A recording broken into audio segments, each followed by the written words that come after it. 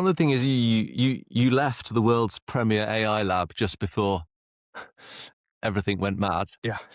But then also started a business worth half a unicorn.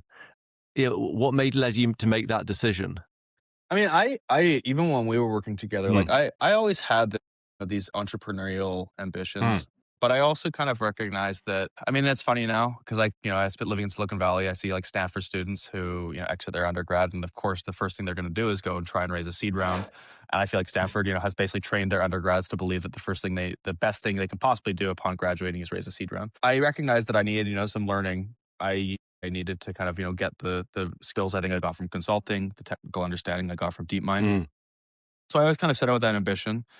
And then I think at a certain point, it was just like the pace, even with the pace and the leverage that you have. I recognized in myself that like, I'm not going to ever change the amount or the degree of my work. I'm going to always work super hard. I'm always going to do my best. I'm always going to try and, develop my technical and business understanding. I would have the highest leverage, not just even for myself, but for the economy, for customers, if I was operating my own product, if I was operating my own business. And so I remember I was actually at the end of my, I was kind of starting to recognize this towards the end of DeepMind. I was like, okay, I need to basically do something where I'm going to have more say in this, and also where the opinions that I had, like at that time, I was trying to basically say to, DeepMind and Google, like, let's take LLMs and turn them into a product. Yeah. And there was so much resistance to that. And that took another 4 or 5 years to actually productionize. Yeah. And so I think that kind of ability just to act on the intuition and the recognitions that you have, and to be able to apply your own workforce, like your own work energy behind that, and to see the results as a person who is very results oriented, is very customer oriented, is very satisfying. Because the challenge is also like at a company like DeepMind or Google, you may see, for example, a customer problem, and to mobilize the resources to solve it takes months. Yeah. Now, you're going to probably solve it at scale for many customers, but there's this kind of like when you're trying to be empathetic and understand a customer pain point and you're trying to solve it, it becomes quite frustrating after a long time when it's like, okay, I can solve it. But to do that, I'm going to spend a year in VP reviews, developing slide decks to convince this person to hire 2 people, and so on and so forth. And instead I can go and raise, $20 million and set out and try and do it myself. Now I'm going to have way less resources and way less, capacity than Google will have. But if I do the right things, I will be able to have much more leverage. And overall in the economy, I think that's the best way I can contribute. Well, just amazing timing to be setting things up before everyone else had even woken up.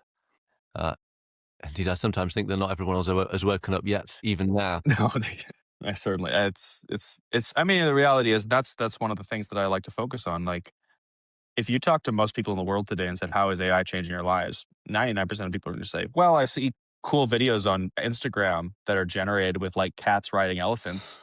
Okay.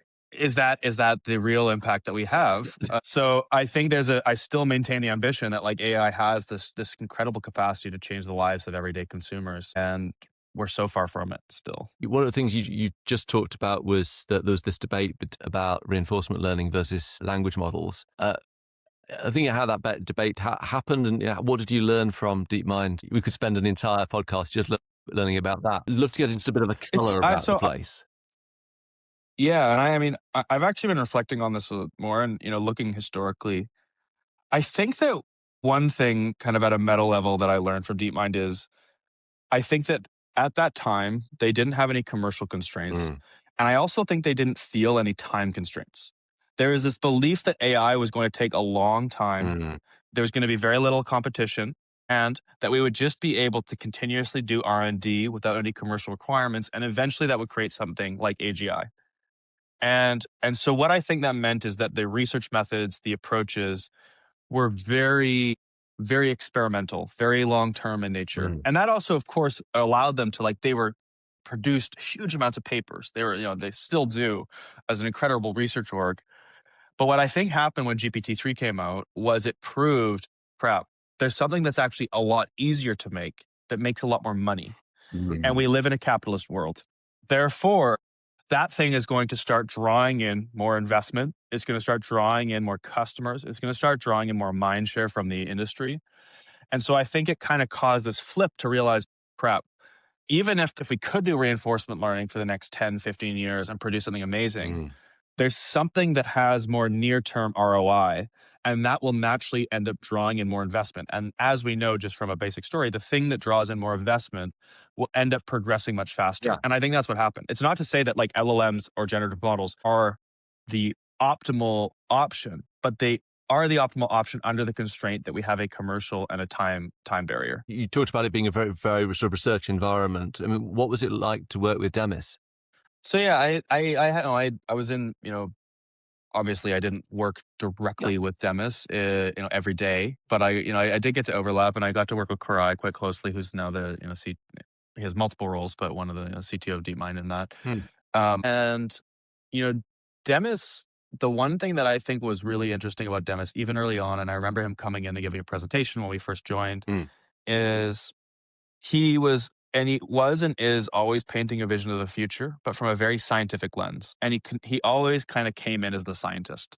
And I think that's a very important role to play, especially even in the industry, but an ecosystem now where you have a lot of founders who are not scientists, who are basically selling first and start with the marketing message rather than kind of what the scientific recognition is. And I think that meant, he was always respected from everyone in the company. And I remember just like even being in the first call, and I was like, yeah, this is really exciting. And this guy knows what he's talking about.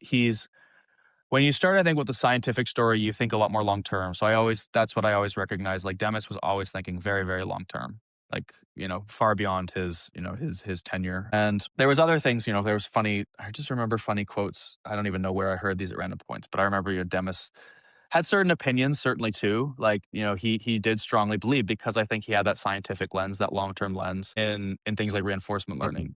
And the fact that, for example, things like language and robotics weren't necessarily as important, because if we built the fundamental technology, they would eventually end up empowering the kind of things like language and robotics and things that were down the line, which actually I think has kind of turned out to be true, at least in the robotics part. But I do think that there was I'm sure, and I mean, now he's leading a very much more commercial focused org, and he's a very adaptable person. So I think he's been able to shift to that. But at that time, at least when I was working with him, he certainly was like the scientist. And I think he still is a scientist. I think he's just a little more commercially minded now. And I think the big thing I took away from kind of working with him, though, is he was always kind and kind of respectful to everyone in the company. He knew every single person in the company's name. When I was there, I think it was around under 1,000 people. Having encounters, with people like Demis and Jensen and that, you start to pick up on these little leadership things, right? It's very subtle pieces that kind of allow them to excel. And I think one of the ones with Demis is like everyone always respected him, even if I'm sure he disagreed with people in places and probably, disagreed with certain people at Google when he's trying to get funding in that. But like people always respected him. And I think that's because he was the scientist. He's trying to build AGI. Yeah. That's his whole mission in life. And he made that very clear. And so I definitely learned from that a little bit of like, and now, what your management style as a CEO differs from person to person, and you can't necessarily copy someone else's, but you can certainly learn, I think, what works for them. So that you've been able to learn from how he approached being a CEO and applied that to your own leadership.